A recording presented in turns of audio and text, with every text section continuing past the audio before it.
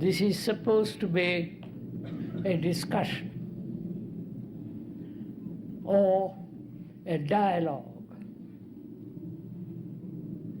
Dialogue being a conversation between two people.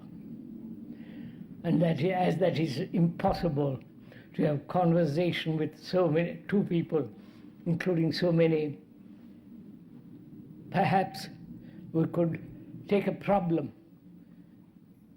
which may affect all of us and discuss it as though it were between two people. Or we could turn this into a question and answer meeting. So which would you like? Discussion being, it generally ends up into an argument, which would be rather futile, offering one opinion against another, one judgment against another, and so on. But whereas a dialogue, a conversation between two people who are friends, who are concerned about a problem which is mutual, and perhaps they can talk over their problems deeply, quietly, seriously, and with a sense of humor. Or we could turn this into a question and answer meeting. There too again, what kind of question one asks, who is asking, what is the purpose of asking, and who is going to answer the question, and so on. All that's involved in all this. So which would you like or think it is proper to either question, dialogue, or discussion?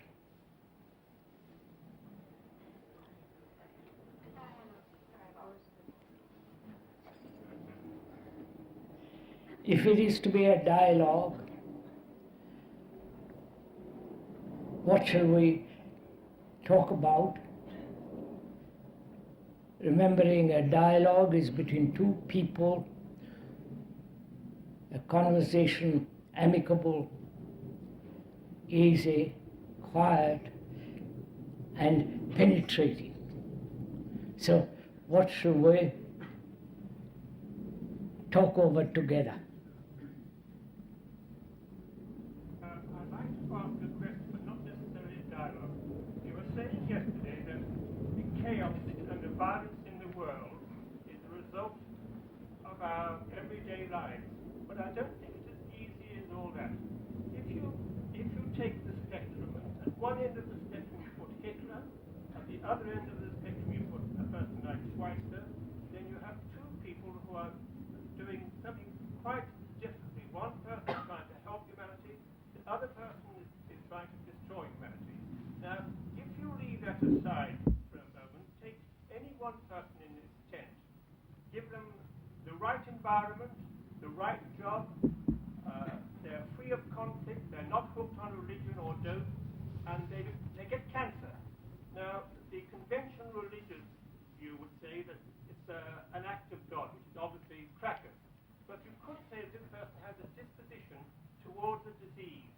Now, it does appear to me that in the world today that there are people who are definitely for forces of good and for those forces of destruction.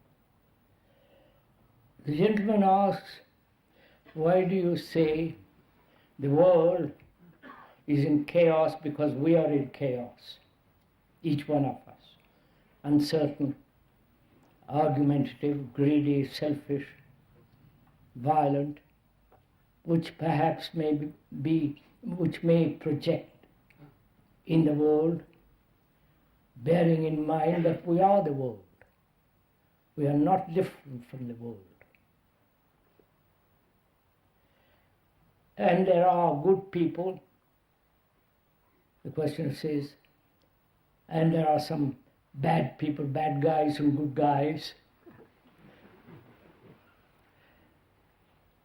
And would it be erroneous on your part to say that because we live in our own particular individual lives, rather violent, ugly, and so on, that may be quite inaccurate? That's right, sir?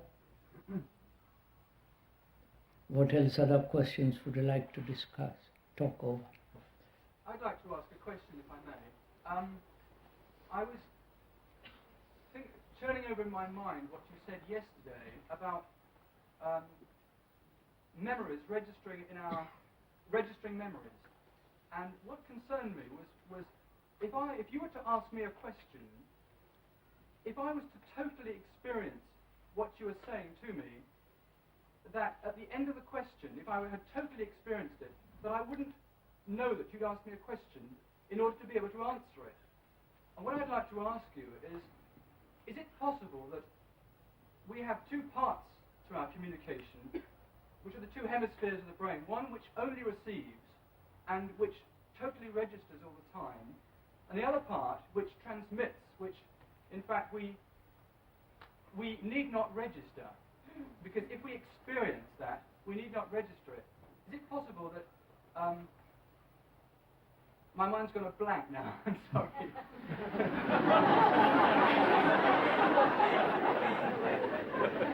it possible that part of when we receive, we are not able to blot out that memory, that it is there totally, and that in fact we must use, it's our choice whether we use one side of the brain or the other, and to what extent we use each side of the brain. And the questioner says there are two spheres in our brain, one that is receiving, registering, memorizing, and the other part, perhaps, the other part which is more free, which is not conditioned, and therefore there is this duality going on in us. And memory, remembrance of a particular, of this sphere is necessary. That's his question. Any other question? Yes. Would you please talk about the problem that arises when the intensity of one's feelings and emotions block one's awareness of thought? When one's emotions and sentiments and reactions, which are intense and strong, block a perception, what is one to do? About meditation, two little things. I understood that meditation is a way of life all day, so you think it is no need to sit down in lotus sit on certain times. That's one thing. And the other thing is when we return from here and we are all alone in the crowd, where do we find the strength to keep on? I feel lost. Yeah. Is it necessary to sit in a certain posture, lotus posture, introduced from India and in the East? Is it necessary to sit that way to meditate? And is it necessary to set aside certain part of the day to have daydreams? No, it's breathing. And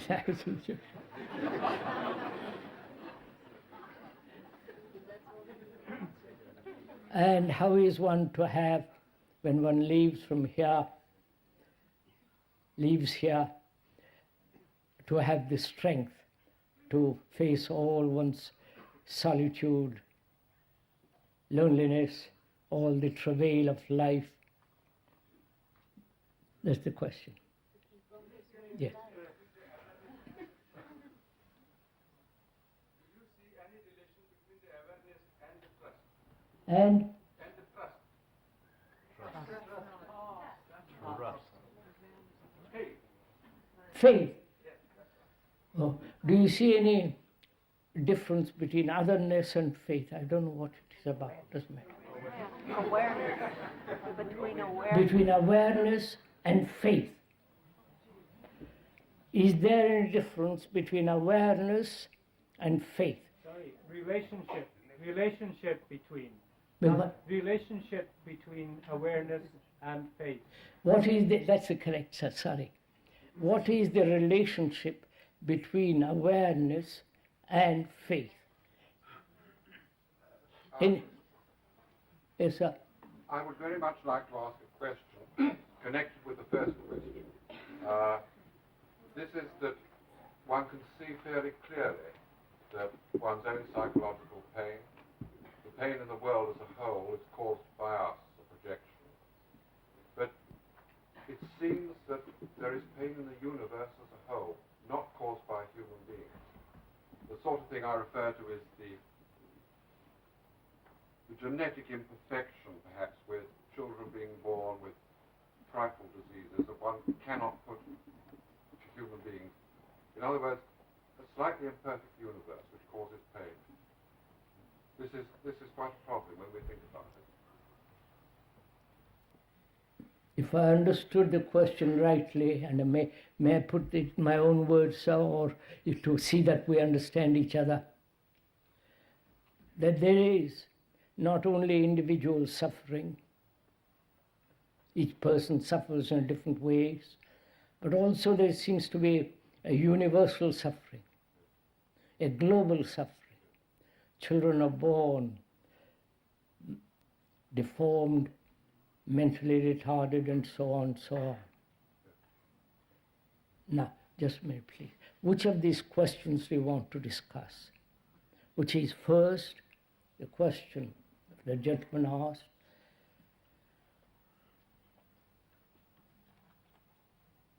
You may be in error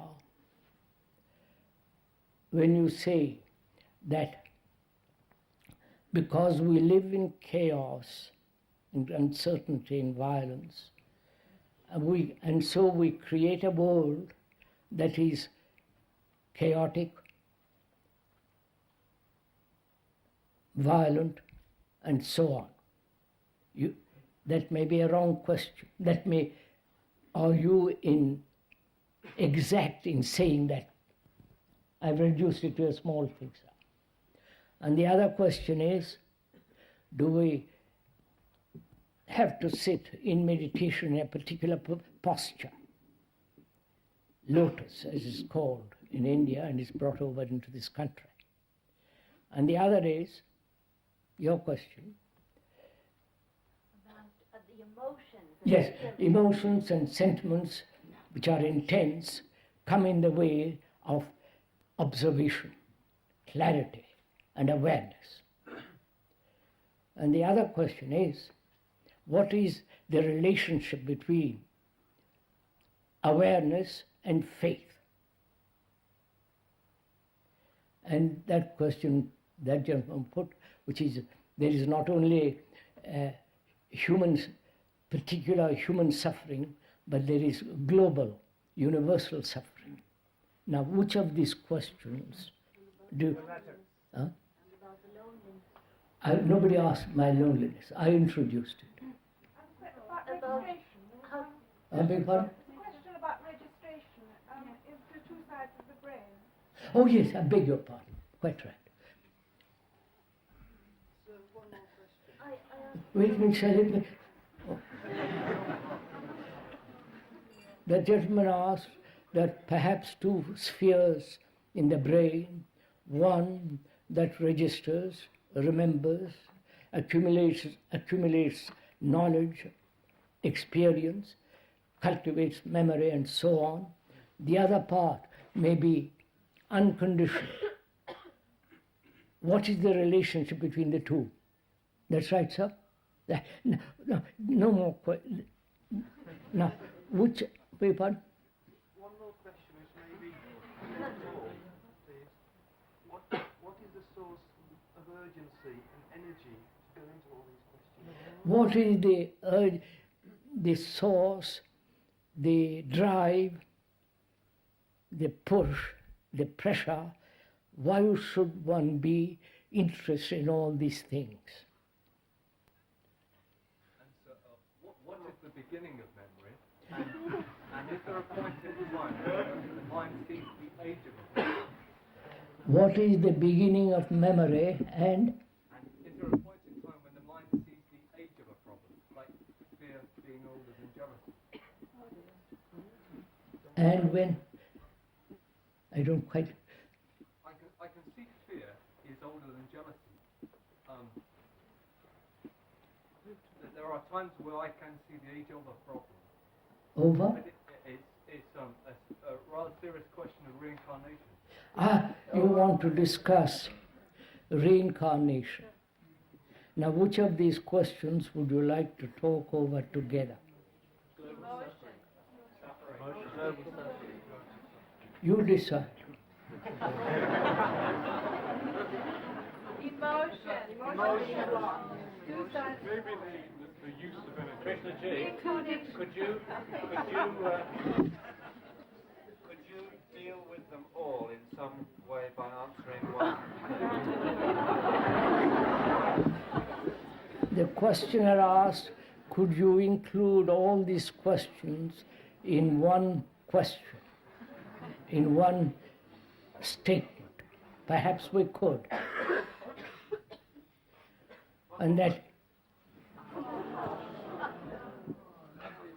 You said that you should forget the past.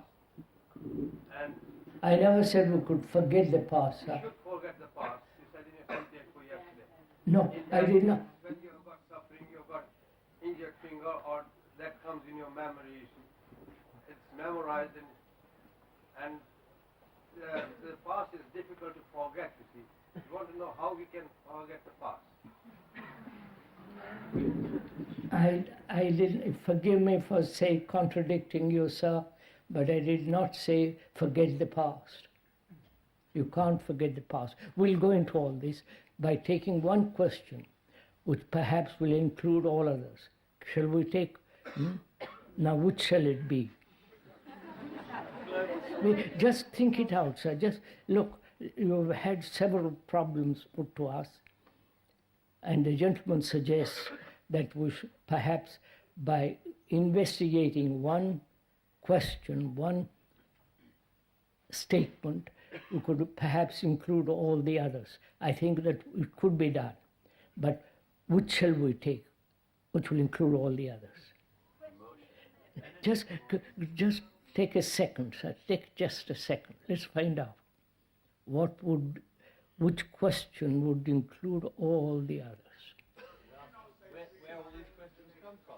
Huh? You ask, where is the thrust of all these questions? What is the source of all these questions? The source of this, the energy which asks the questions. Is that what we are asking? Is that what you're interested in, the source of the energy that asks all these questions? Krishnamurti, could we ask the question, what is insight, and by what process does it come about? No, sir, look, there's so many. Registration on the mind. You decide. Could we? You decide, and we're never going to stop. With too many of us. You're quite right.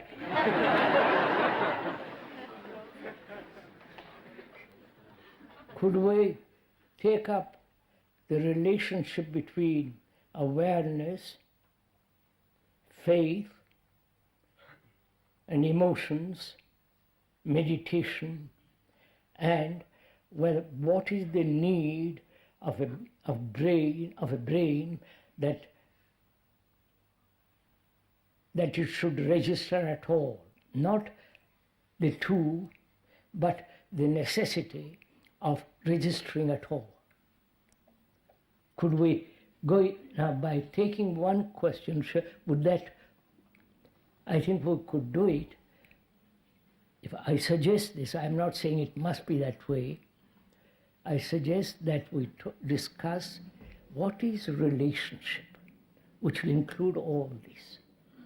What is the relationship between awareness, faith, meditation, the registration, the global suffering of man, in which is included the suffering of each one of us.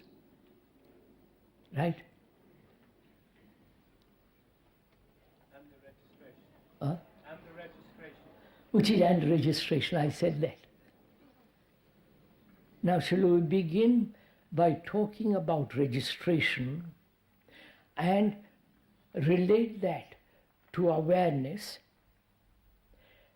and to the intensity of our emotions and so on, right? So we'll begin, if we may. If you please correct me, I am not the Delphic oracle. If you think we should discuss something else, we are willing. But let's begin by asking, what is the need of a human mind, brain, to register anything at all? First of all, are we aware, cognizant of this registrating process going on? You understand? I'm just beginning with that. Do you, as a human being, know or aware that you are registering?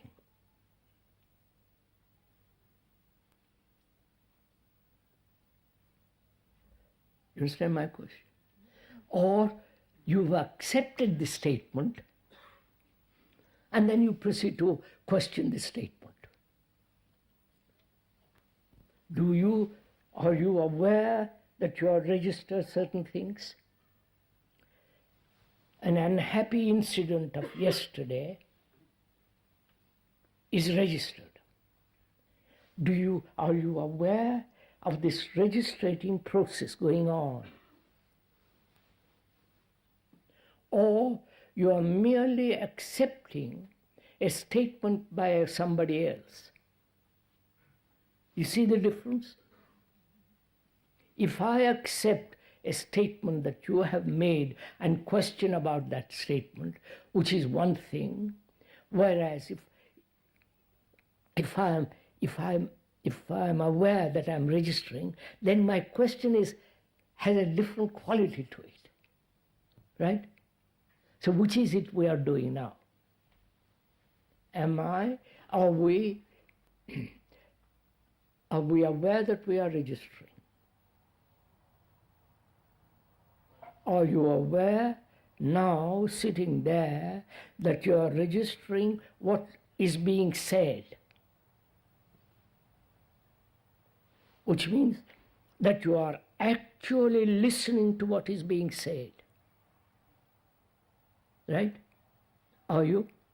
Or are you still concerned about why the need of registration? You see the difference?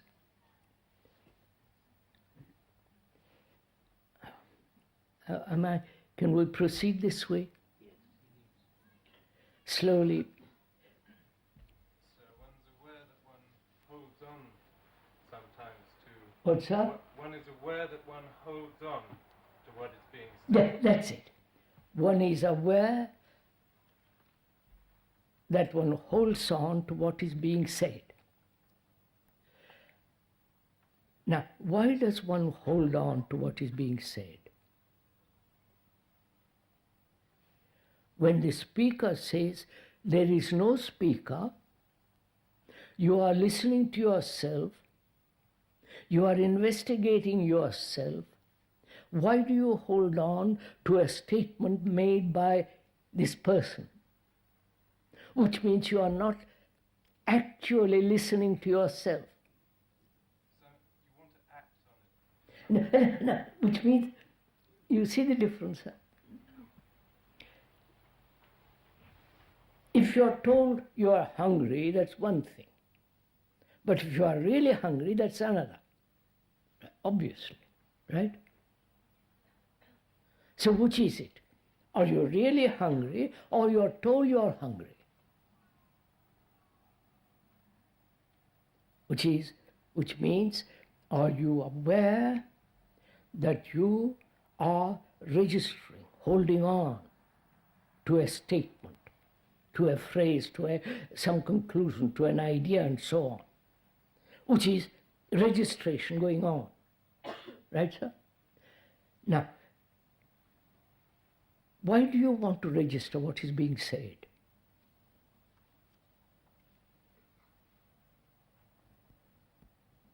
Because the speaker must have either reputation, or you think he knows something more than you do, or you are expecting for him to solve your problems,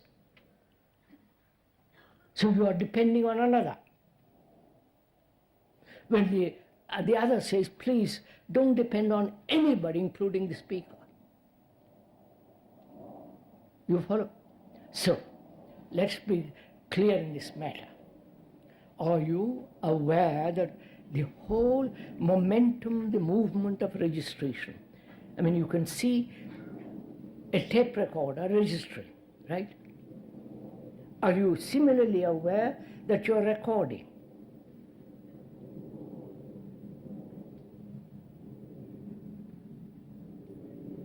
Or you have been told that you're recording.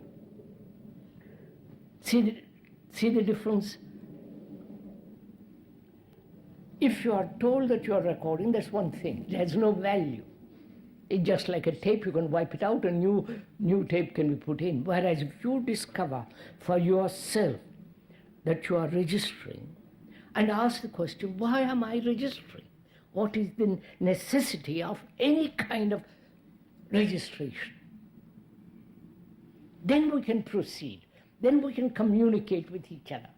But if you are saying, well, you said that yesterday about registration, I'm awfully interested in this idea, and let's talk about it.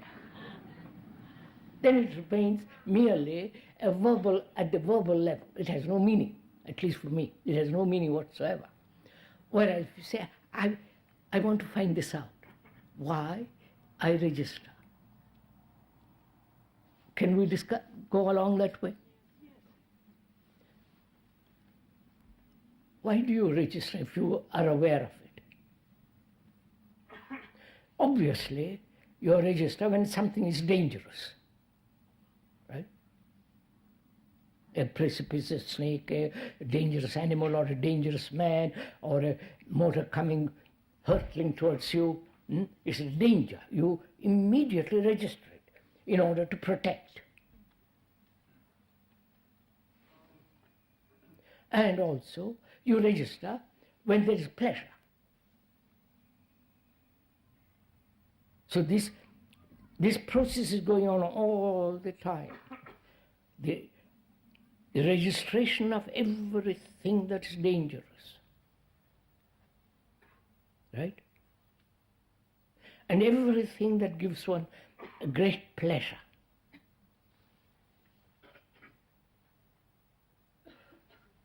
One can say the registration began with the first man, the caveman, however they lived. You can see that there they had to register danger, otherwise they'd be destroyed. So let's find out what is dangerous for us to register, and then we can go on to the other. What is the most dangerous things in life that should be registered? Not depending on individual opinions. I wonder if I'm making myself clear. Yes. Because to me, one thing may be most dangerous, and to you say, well, that's too silly. So it must be a common factor for a human being whose necessity is to register danger and therefore avoid. Right? Danger means to avoid it, not going near it, not touching it, not be involved in it. Right, sir? So, what is most dangerous for us human beings? What disturbs the mind? Beg pardon? What disturbs the mind. No. What is most dangerous, not what disturbs your mind. You're going off into some, please begin at the lowest level. That's what disturbs me, that's most dangerous for me. You see, that's what I was trying to avoid. What is most dangerous for me, I said, maybe not so dangerous for another. So don't look at, if I may suggest, don't take yourself and say, this is my particular danger.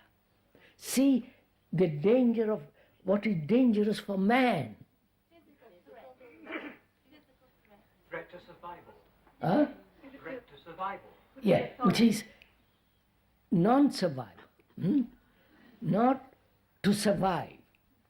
That means, sorry, I'm putting it wrongly. The demand is to survive. Anything that destroys that survival is dangerous, right? For all human beings, not for me or for you, for all of us. Huh? Why?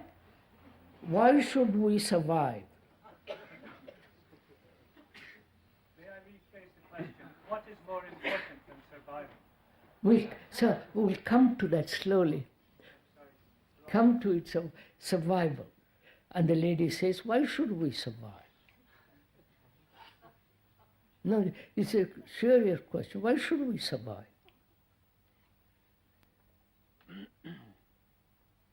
What is the need for survival? And this urgency, the demand to exist, to survive, to live.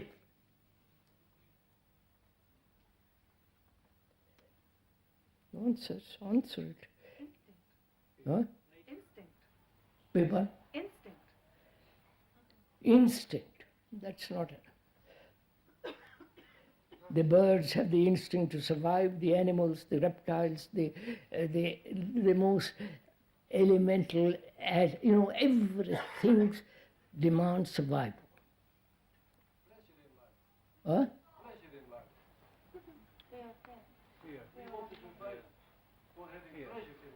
Fear. Because we think it is. Huh? Because we think it's important to survive. I don't see why you even ask that question, what is the necessity of survival? Here you are.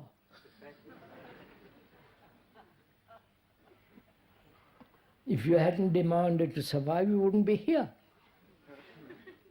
And I wouldn't be here. None of us would be here. Or the parents who produce us, they wouldn't exist either. So the earth wouldn't exist. So on. So anything that is dangerous to survival, we must register. Right? Physically, a car coming towards us, we jump out of the way. Right? So there must be some kind of registration to protect the organism, right? To have a roof, to have clothes, to have food. That's apparently natural in every living thing.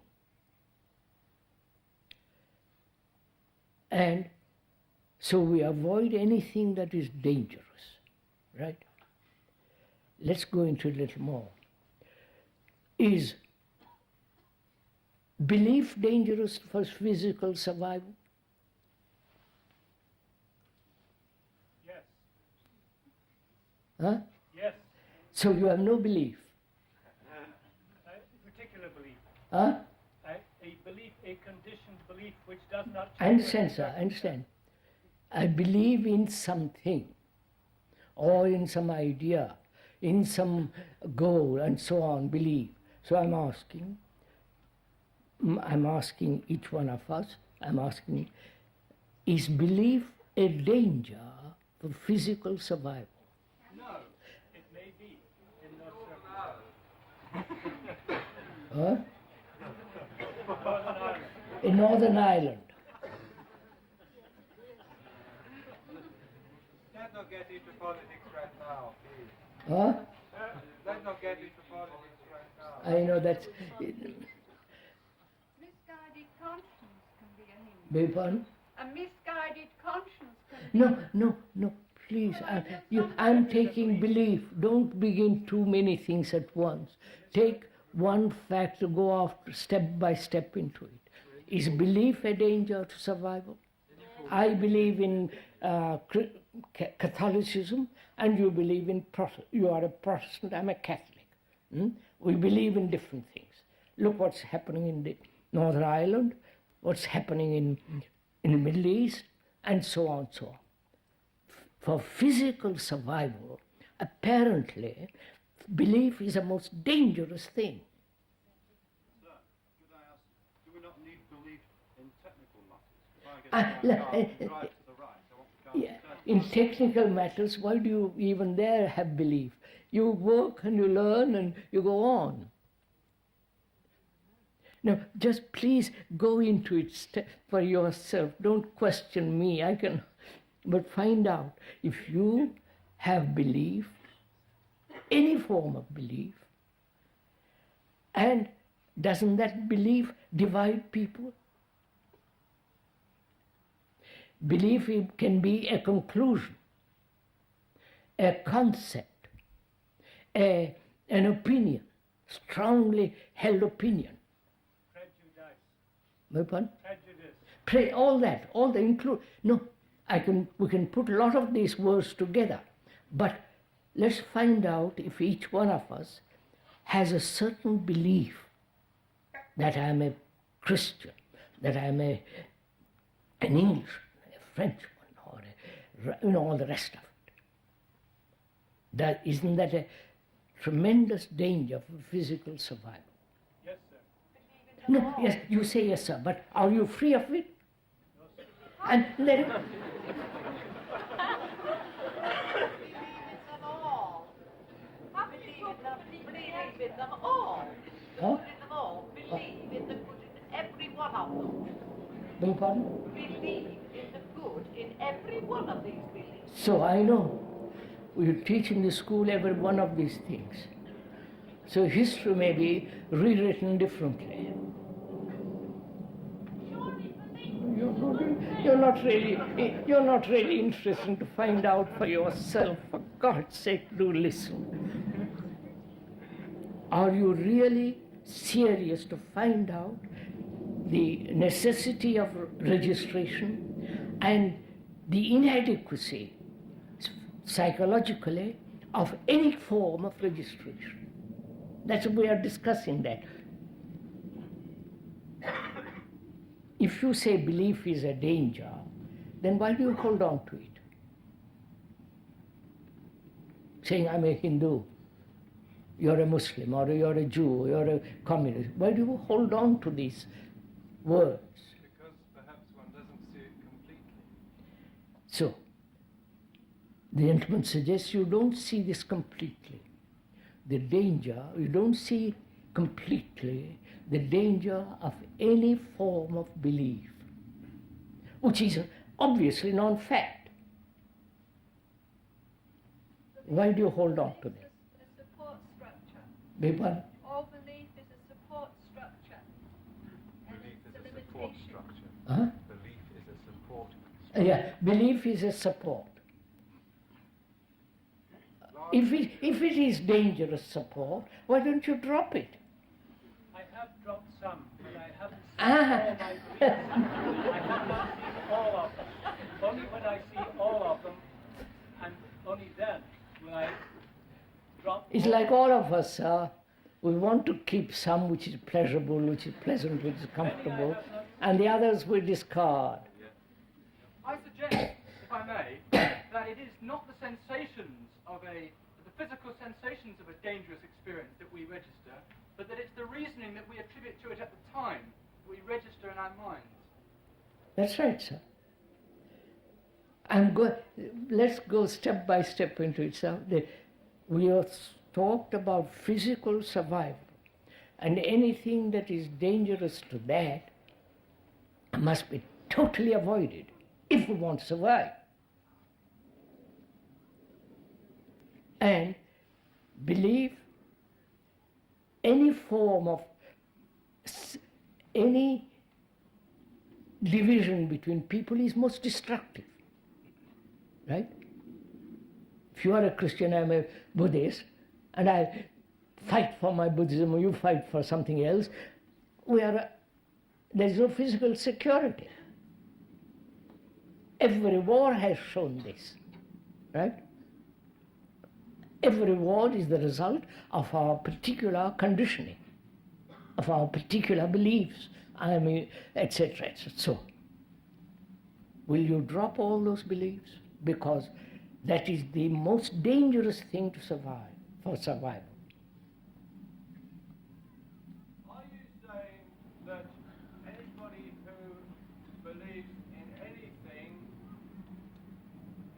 from the people you mentioned yesterday, politicians, priests, gurus, is not being honest with themselves, that only Krishnamurti can put forward the truth? I can't. Is only the truth available from you, and we must not believe anything from any other person? I couldn't hear the whole of it, so would you, somebody who has understood it, repeat? Sir, is that it is not the belief that is the threat to survival, it is the belief in the belief that is the threat to the survival. The attitude of mind, the feeling that the belief is something true for all time. Sir, drugs are dangerous, survival. Drink is dangerous. Smoking and all this business. Do we drop all those things because they are dangerous? When we see that So that just for all time, so really, we are discussing intellectually, verbally, this idea of survival. We really don't care if we survive or not. We just exist. So, let's proceed from there. Psychologically, why do you register? fear.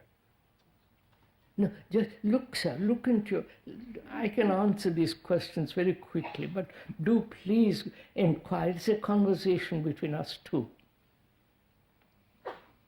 Us two is all of us, you and I, conversation, in which we are saying, why do I or you register psychologically anything? We can't help it. Huh? Because we can't help it.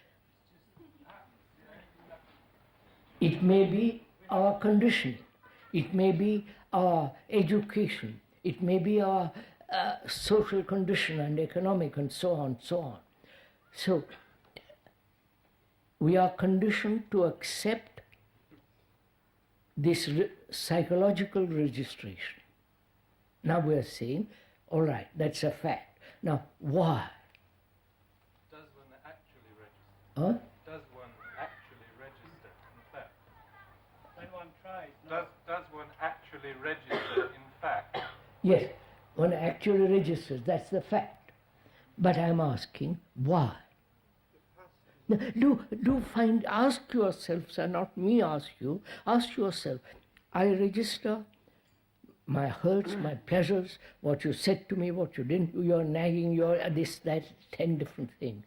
Why do I register psychologically?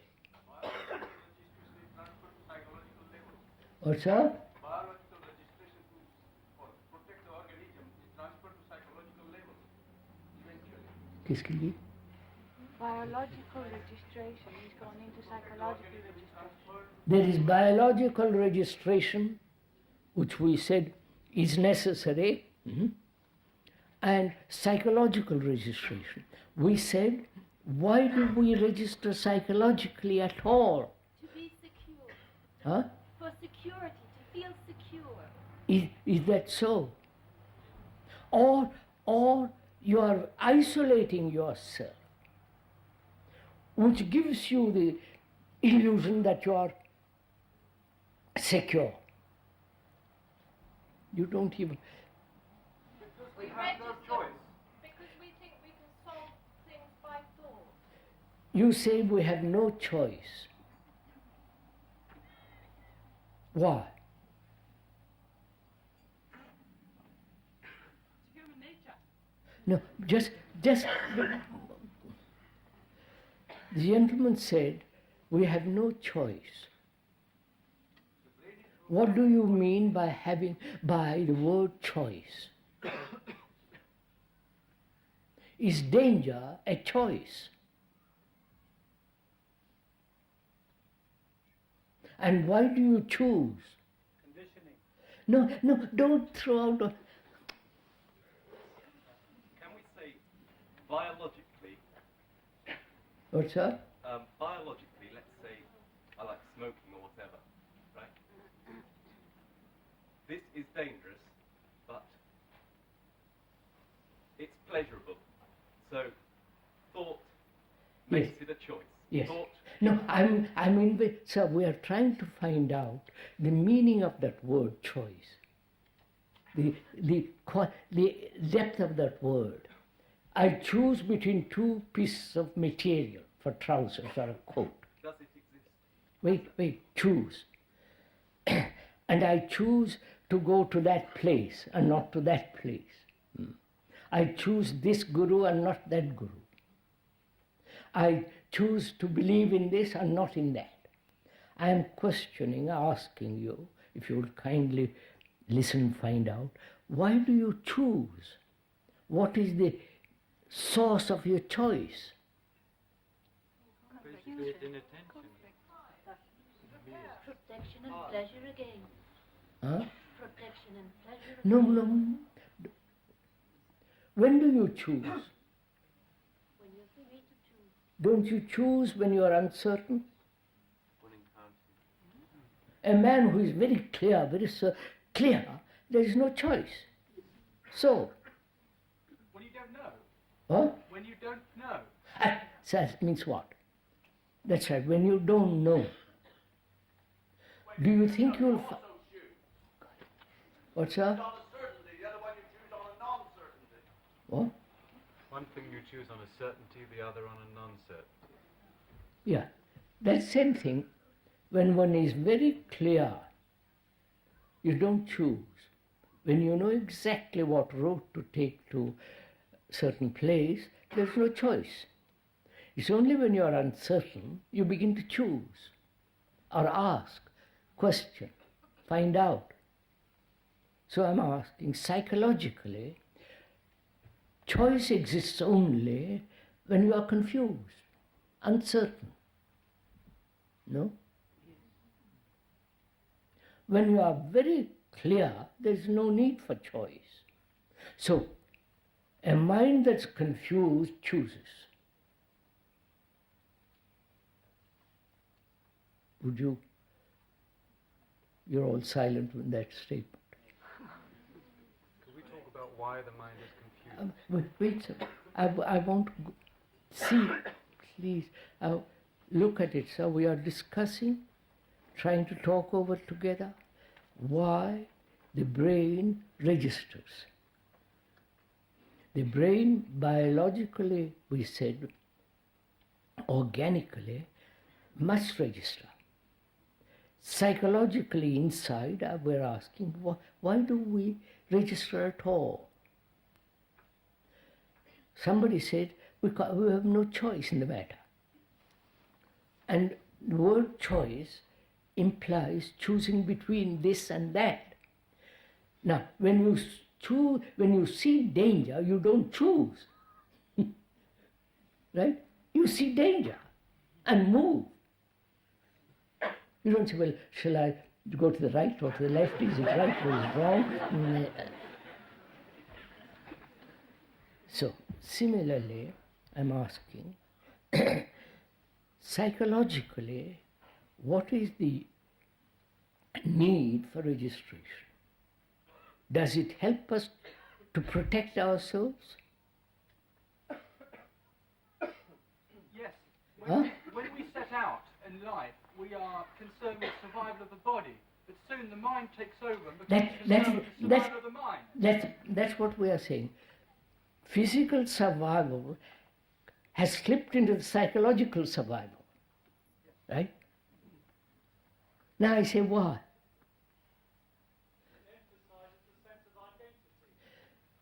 Identity with whom? Because we don't really know what's right. Huh? Because we don't really know what's right. Not So, for sure. so you want to find out what is right. It's choice. How do you find out what is right when your mind is a bit uncertain, confused? No, you are going off, you don't stick to one thing at a time. Please forgive me. Psychologically, why do I register? Because I'm not whole? No, sir. Look into yourself. You'll find out.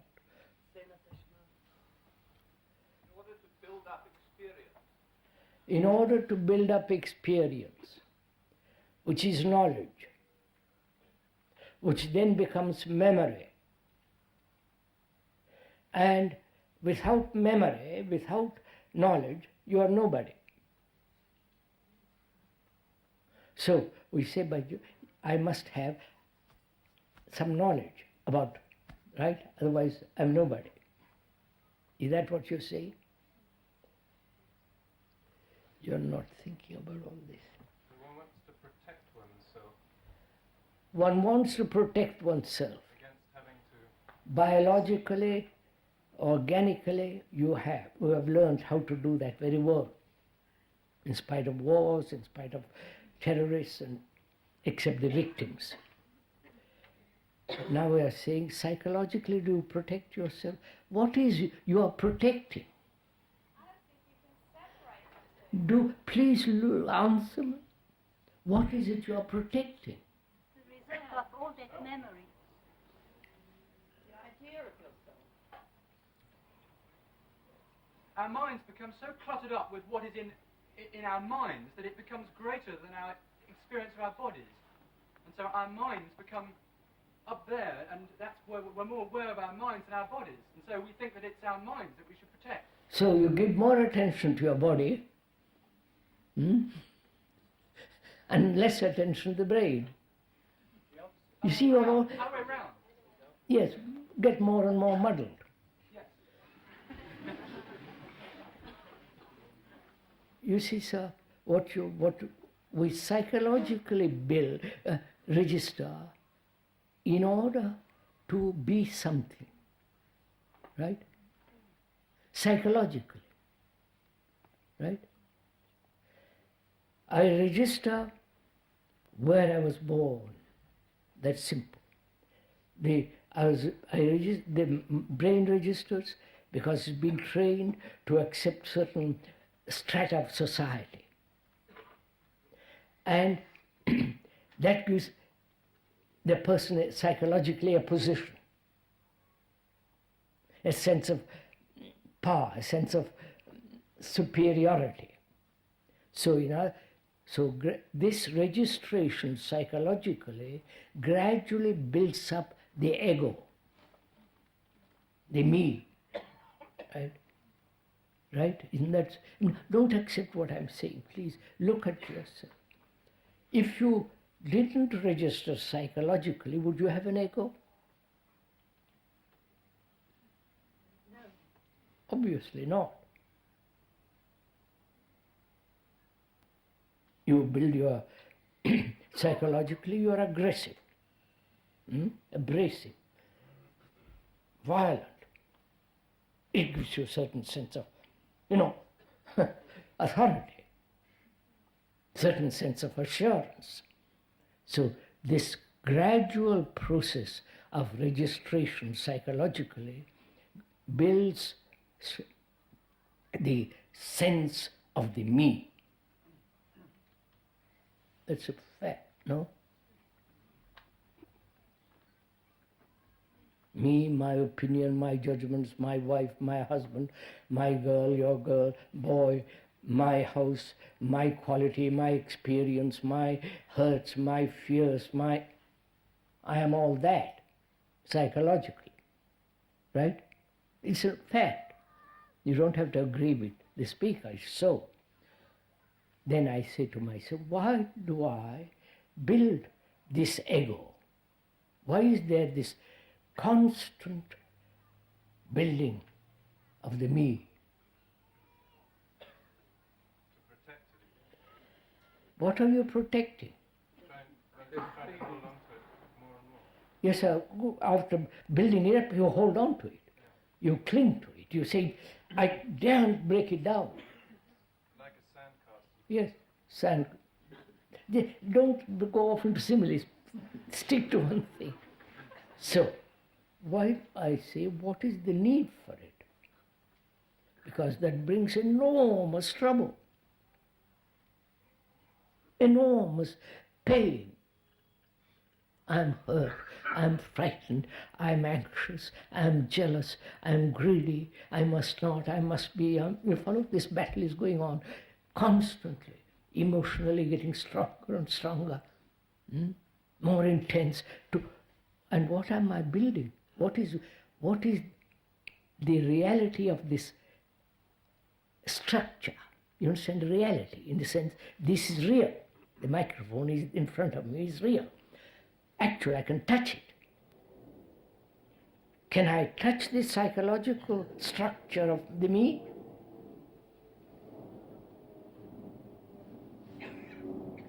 I can't. So it is merely a building up of words. This is difficult to accept.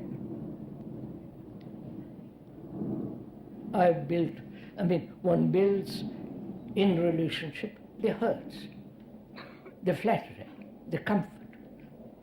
And so gradually out of that, I depend on you. And you hurt me by doing something. So I cling to you, not to be, and so on and on and on and on. Now, why do we do this? We are protecting the part of us that does not know. I know. We are not going, we don't know what will happen if there is no building of the me. Right? I'll find out. I'll find out if I say, all right. I'll find out there must be a process where the building up is not. Right? Then I'll find out what happens. But to speculate what might happen before this is such a waste of time and energy. That's the fear. Huh? But there's the fear. What? That's what makes the fear to do it. So, first you build it up. Society helps, religions help. Everything helps to sustain the structure. And then you are afraid to lose it. Right? And then you proceed to meditate how to get rid of this self. No? Well, so, before we say how to get rid of this self, let's find out why you build it. The need for power. Yes, all right, leads to power. Put it any way you like. But the fact is, this constant assertion, this constant building up of the me, psychologically, is it not a great danger? Great danger in your relationship with your wife, with your girl, with society, with anything. It's not great danger because the danger is that you are in constant struggle, constant battle. No, sir, find out why you are you aware that you are building the me up?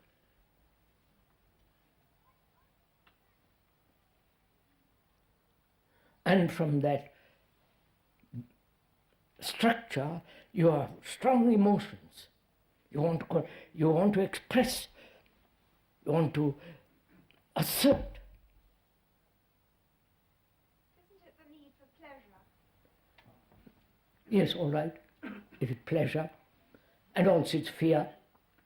and also it's greed, and also it is constantly in pain, being hurt, and so don't take one thing and say it isn't that. It is the whole thing. Do we not believe in a myth? Is there not a myth that we believe in, that if we don't survive psychologically, we shan't survive? It may be a myth, sir, but can't you throw away that myth? Haven't we been conditioned to this myth? Yes, if you are conditioned to this myth, can't you uncondition yourself? Can't the mind say it's nonsense? See, we don't want to do that, and we talk around it all the time. If I'm aggressive, it gives me pleasure. It gives the structure of aggressiveness, makes me violent, rude, vulgar, and I like it. All right, keep it. Don't talk about meditation, etc., etc., etc. If that is a fact, find out why you registered these things, why you hold on, and whether it cannot be totally dissipated. If you say it cannot, that's the end of it. All right, it cannot. If somebody says, find out if it can or not, or then you say, you're an illusion, you're an ass, you don't know anything about it.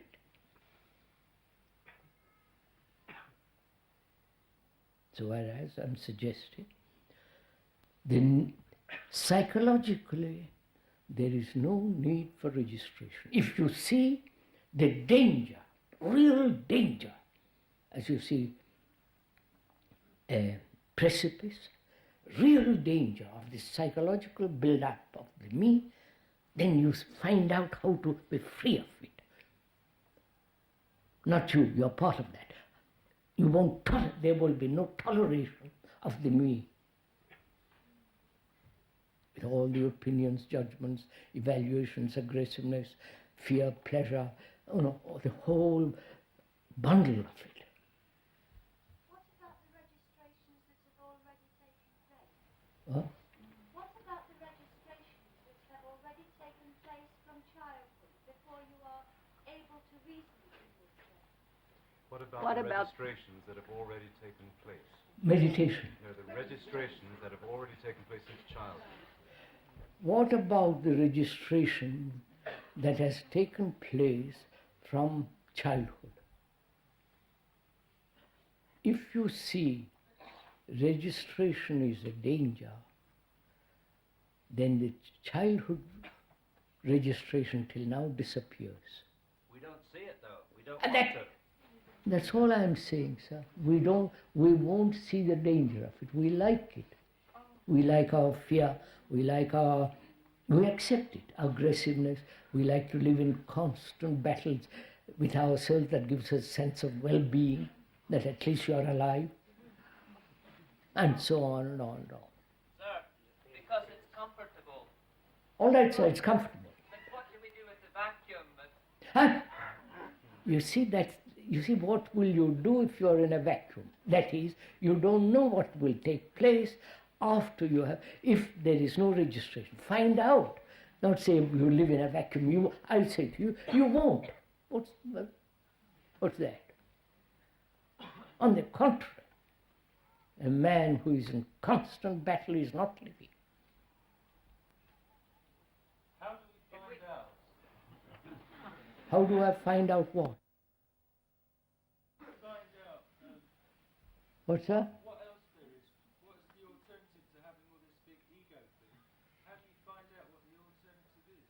How do you go about it? I don't understand. Find out what an orange tastes like. What? You have a bite. No, he doesn't understand the first question. He says, how did you do it? What? How did you get rid of your ego? How do you know I've got rid of it?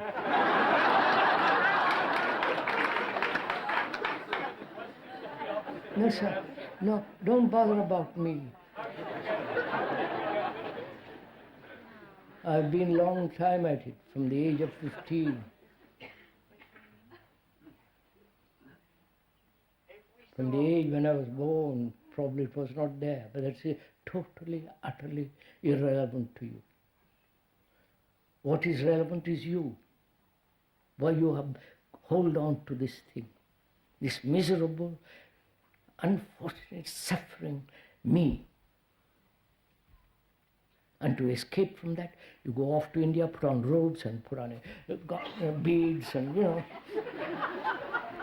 all that nonsense goes on. Because we live in the past and the future. Huh? Because we live in the past or the future. No, please, don't bother about me. Just find out why you build. See the consequences of this building, this structure, consequences of this structure. And if you like it, if it pleases you, if it gives you comfort, know in that comfort there is tremendous danger that you suffer, that you go through all kinds of neuroticism, what's happening. If you will say that gives me comfort, stay with it. In other words, we're too lazy to change. What? We're too lazy to change. Yes. Now, how is that? I perceive, or I'm aware that I am building this structure. Thought is building this structure all the time. Sleeping, waking, dreaming, daydreaming, walking, all the time, concerned about itself. Now, what is the way, what is the process to end this thing? You don't ask that.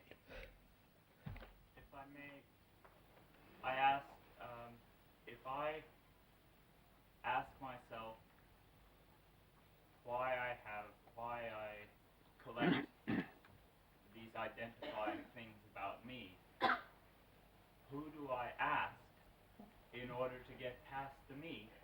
No, I'm asking you then. I understand, but I don't mean what other person. I say, how does an I... I'll show you in a minute. Look. Okay. Is it a fact to you that you are building psychologically this illusory structure which has become such extraordinary reality to one? Are you aware of the structure first? I think so, yes. If one is aware of it, what do you mean by being aware of it?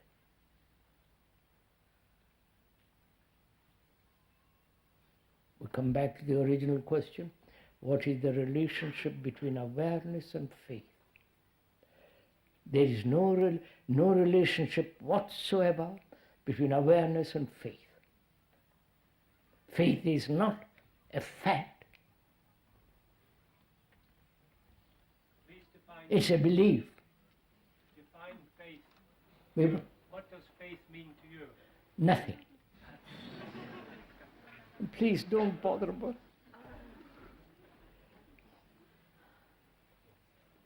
So are you aware of the structure? Please, let's be 5 minutes serious. Are you aware of the structure in yourself? If you are, what do you mean by being aware?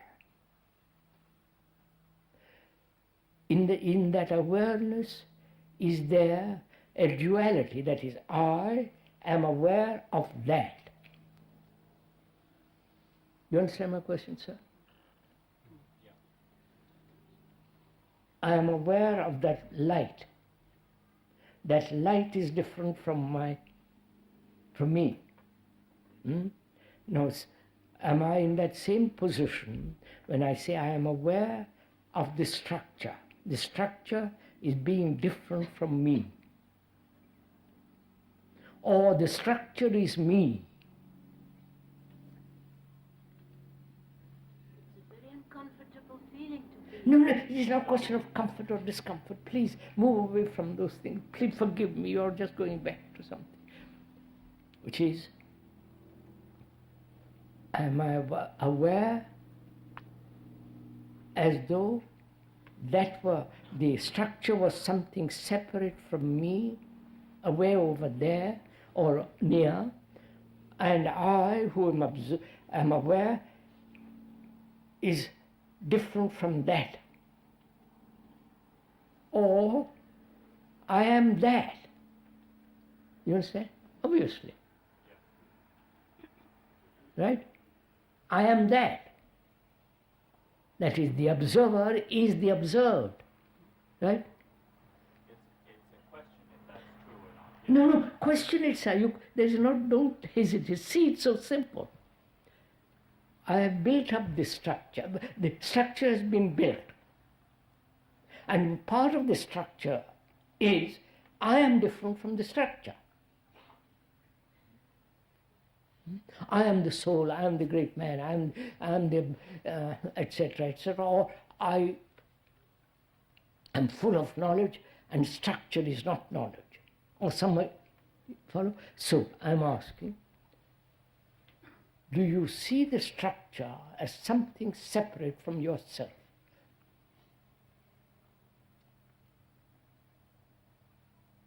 No. If you really say no, that means, what does it mean? You are enlightened. No, just it's really for half an hour, please put your minds to this, I beg of you. Are you different from your aggression? Obviously you're not. You are aggressive. It's part of you. We alone can change it. Huh? That we alone can change it. No. Who is we? I mean, we ourselves, that we can change. If I was just my aggression, I wouldn't know about my aggression. Beg your pardon? If I was just my aggression, I wouldn't know about my aggression. Oh yes, you would. How?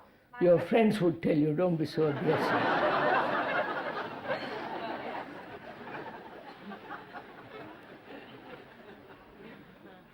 If he's a friend.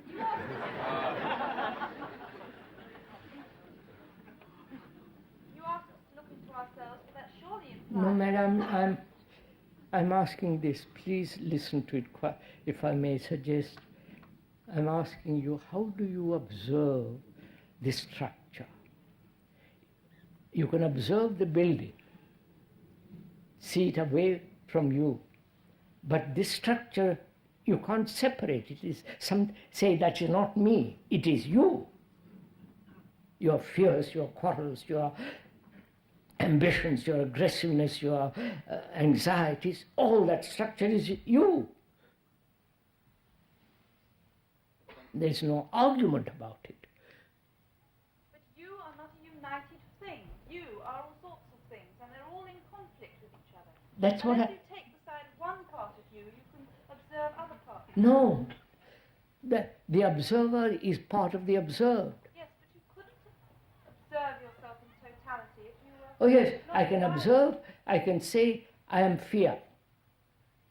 Next day I say I am pleasure. Third day I say, oh, I'm so jealous.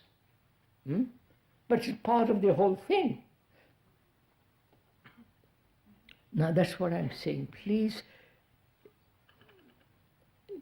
if I may suggest, please give your attention to this, which is, as long as the me, separates himself from the structure, the me that separates itself from the structure, as long as there is this division, there will be conflict. There will be fight, there will be nagging, there will be anxiety, there will be all the rest of it. But the fact is, the structure is you. So the conflict seems to be inward in the individual, and it somehow seems to be a conflict between what you were talking about, the senses not being fully alert, and also the mind, the intellectual mind, wanting to take individual problems and fears or tendencies No, sir, all that is included in that. Your individual tendency, idiosyncrasies, your particular talent or lack of talent, your capacity, include everything that thought has put together as me. That is the structure thought has created. Then thought says, I am different from the structure. I don't think everybody thinks that. What? I don't think everybody thinks that they're different from the structure. I don't know. Well, I don't. Do you? I'm not sorry. No, I'm not talking to you personally, madam, but I'm just asking. Does each one of us realize that we are the structure, and not structure is not separate from us?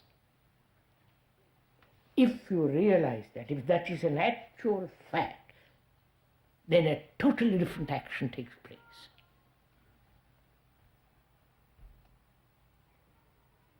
Are you saying that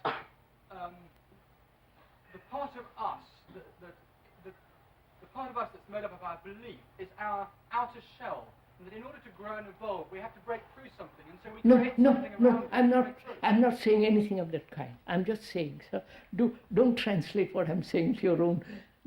You know, when I speak in India, which I do unfortunately or fortunately, they translate what I say into their own particular language. And most of the languages in India are derived from Sanskrit. And the words they use are loaded with tradition.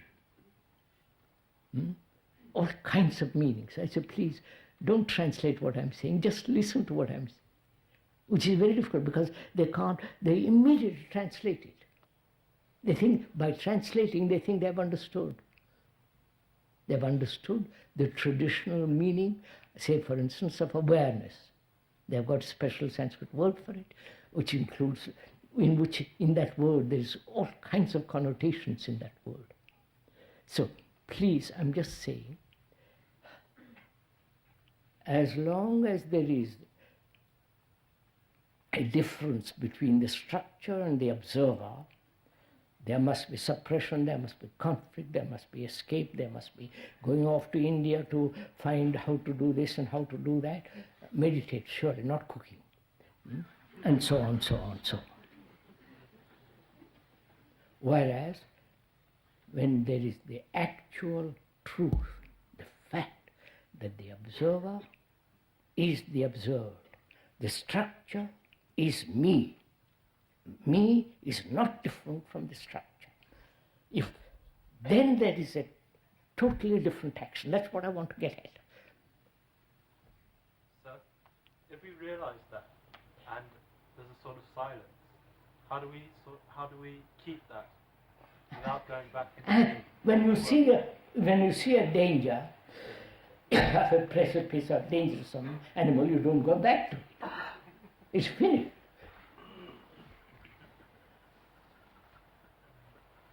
Seems to me that this process of separation is the fundamental process of all the conditioning that goes on.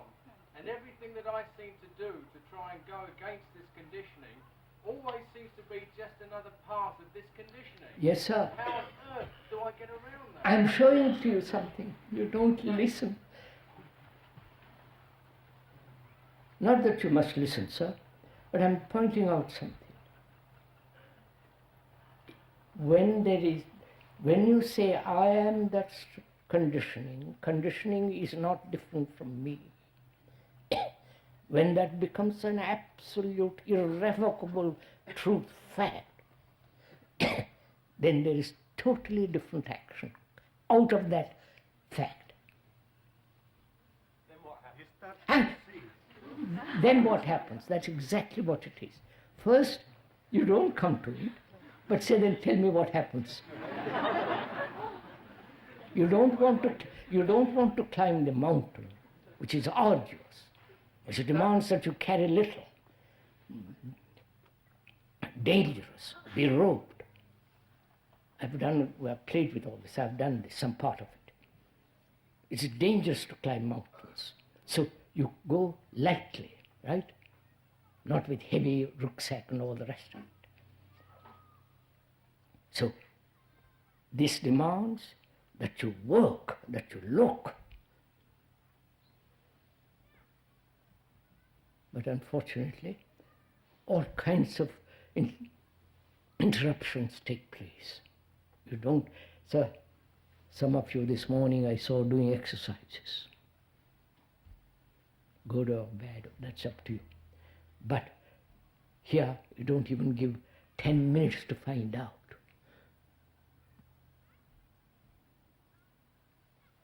Find out what actually takes place when the observer of the structure is the observer himself. The structure is the observer. Then you will find there is no conflict at all, right? When you are that, what can you do? You follow, sir? So there is no conflict. And therefore, there is energy.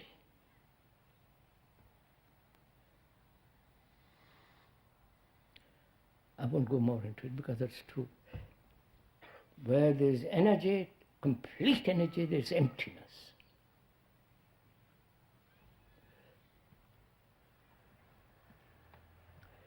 That's enough for today, isn't it?